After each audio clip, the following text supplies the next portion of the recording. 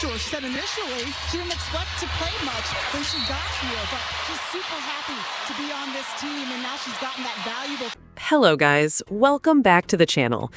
Man, we gotta talk about this. We seriously have to talk about what we just watched because at this point, I don't even know what I'm looking at anymore. Every single game, I keep telling myself maybe things are going to change. Maybe we're finally going to see the version of Caitlin Clark that took over college basketball.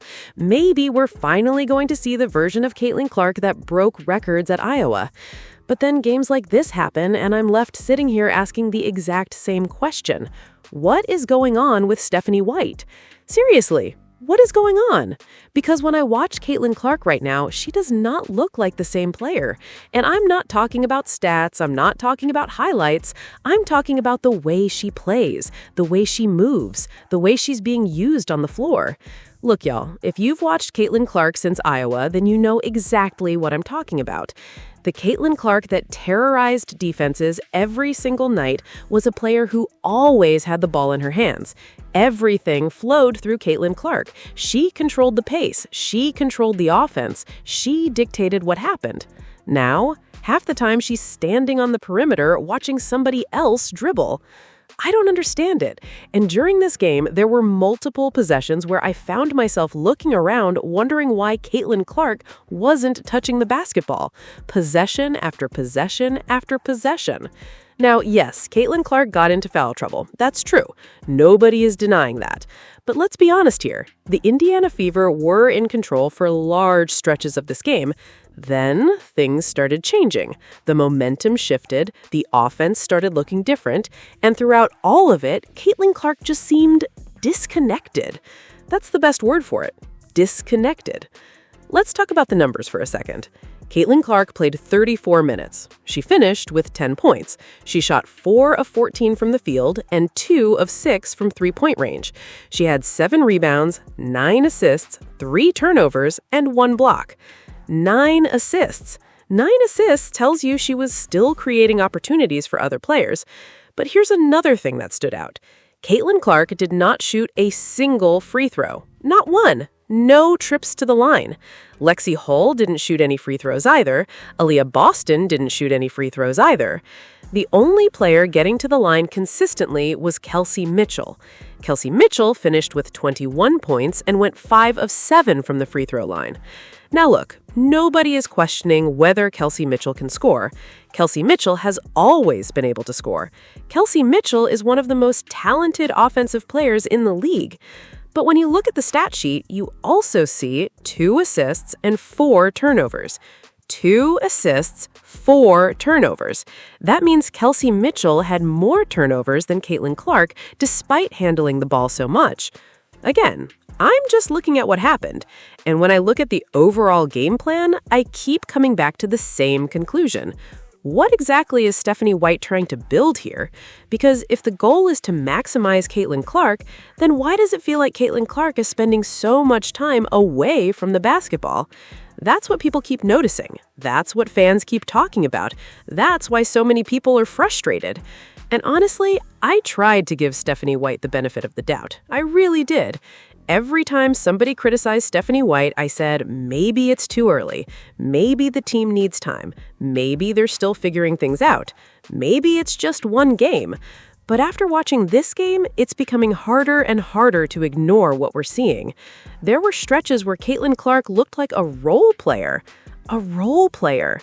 We're talking about the same Caitlin Clark who was first team All-WNBA. We're talking about the same Caitlin Clark who changed the entire trajectory of the Indiana Fever. We're talking about the same Caitlin Clark that shattered records at Iowa. That's why people are confused, because they know what Caitlin Clark looks like when she's playing freely. They know what Caitlin Clark looks like when she's aggressive, and they know what Caitlin Clark looks like when an offense is built around her strengths. Now, let's talk about something else. Coach Anderson shared a post that got a lot of attention. The post referenced Mick and basically argued that there is no point in the Fever keeping Caitlin Clark if they're not going to use the version of Caitlin Clark that became first team All-WNBA. And when you think about it, that's really the heart of the debate. Nobody is saying Caitlin Clark has to score 30 points every night. Nobody is saying Caitlin Clark has to take every shot. What people are saying is simple. Why does it feel like the team is moving further away from what made Caitlin Clark special in the first place?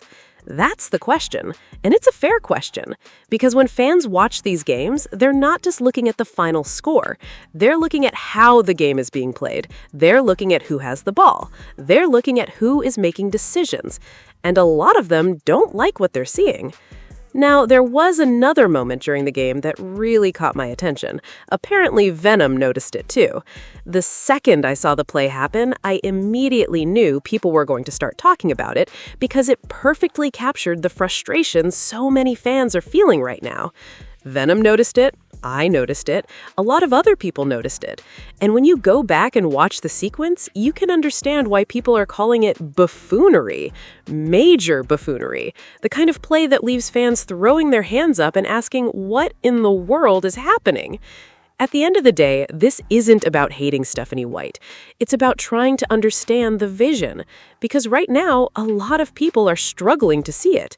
They watch Caitlin Clark, they remember Iowa, they remember the record-breaking performances, they remember the first-team All-WNBA, and then they watch games like this and wonder where that player went.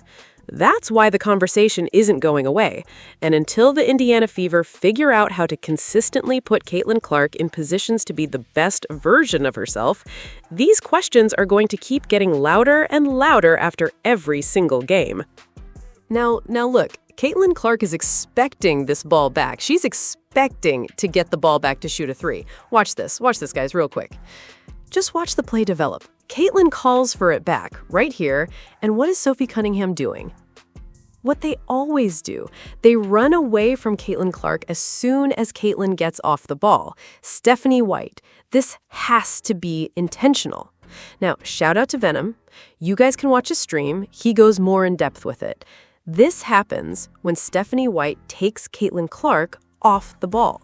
See, when Caitlin Clark's not on the ball, that system that they run isolates Caitlin out. Caitlin Clark is not the primary ball handler in that situation, hence why the ball is not going back to her. She's expecting the ball to come back. She started off the ball, but when they isolated her out, she set the screen. So, to come back around, pass, kick it back out to Caitlin, boom, three.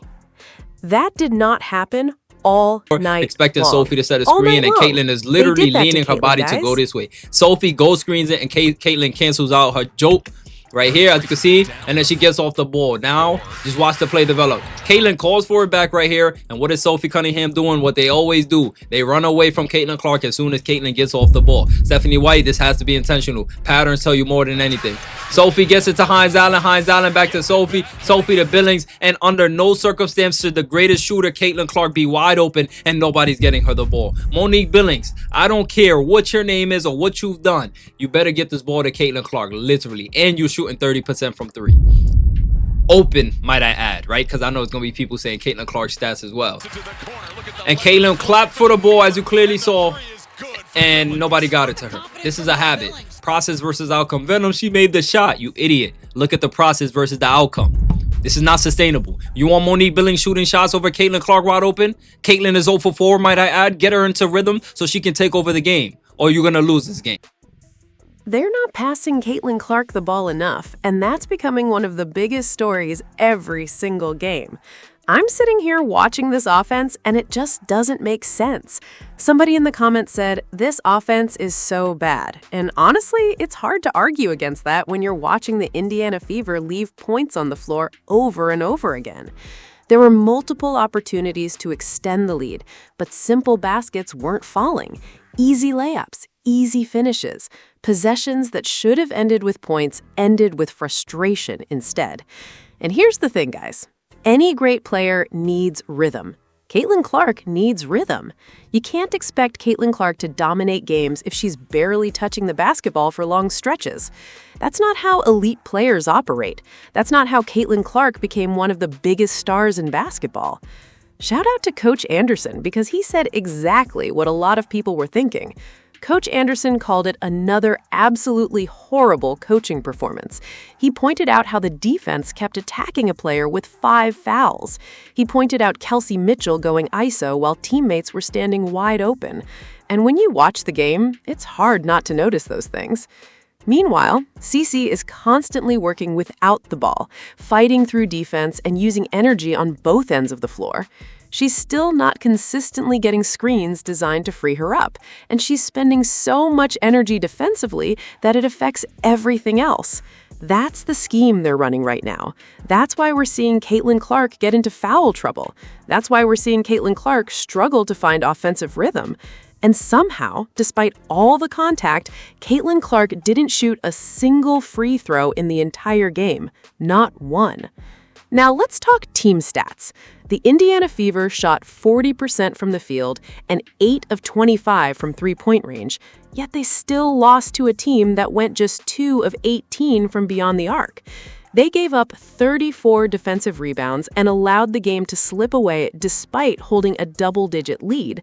The Fever led by 12 points at one stage. 12! So the question becomes simple. How do you lose a game like that, Coach?